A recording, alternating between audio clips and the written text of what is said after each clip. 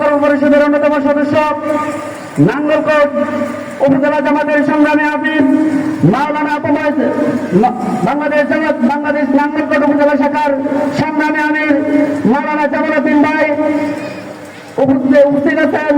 নাঙ্গলকোট উপজেলা শাখার সংগ্রামী নায়েব আমির মাওলানা এস এম মহিউদ্দিন ভাই উপস্থিত আছেন। সংগ্রামী সেক্রেটারি মাওলানা নুরুল ইসলাম হাসান ভাই সহ সম্মানিত নেতৃবৃন্দ, সংগ্রামী উপস্থিতি, আসসালামু আলাইকুম ওয়া রাহমাতুল্লাহি ওয়া বারাকাতুহু।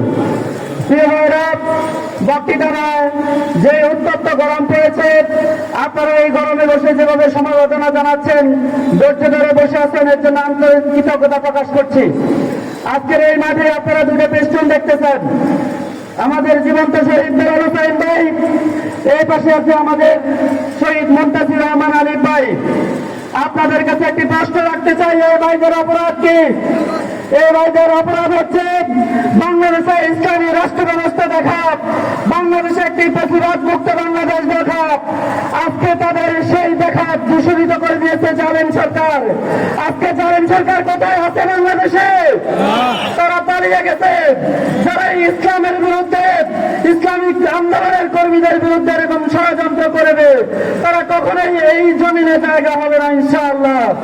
আজকে ইসলামী আন্দোলনের কর্মীরা এসেছে, আপনারা যারা পুলিশ দিয়ে হুমকি দিতেন, পুলিশ দিয়ে বাড়ি দেখাই দিতেন, বাজারে উঠতে বলতেন যে ওই যে আসছে ওই দোকানে বসছে, তারা আজকে কোথায়?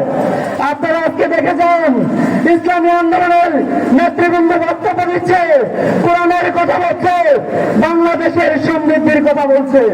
আমরা বলেই যাব, আপনারা যত টুটি চেপে ধরতে চান কোন লাভ হবে না ইনশাআল্লাহ। আমরা আমাদের নেতৃবৃন্দকে আশ্বস্ত করে বলতে চাই, গোলখায়ের যেই কর্মী সমাবেশ থেকে কর্মীদেরকে দেখতেছেন, আগামী দিনে যে কোনো সিদ্ধান্ত আপনারা গ্রহণ করবেন, আমরা জীবনে বাজি রেখে সেটি বাস্তবায়ন করার চেষ্টা করবো ইনশাআল্লাহ।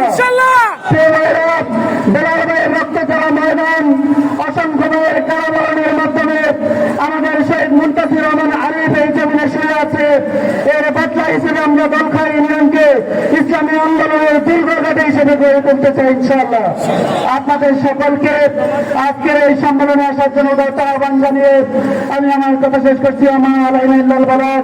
আসসালামু আলাইকুম ওয়া রাহমাতুল্লাহি ওয়া বারাকাতুহু।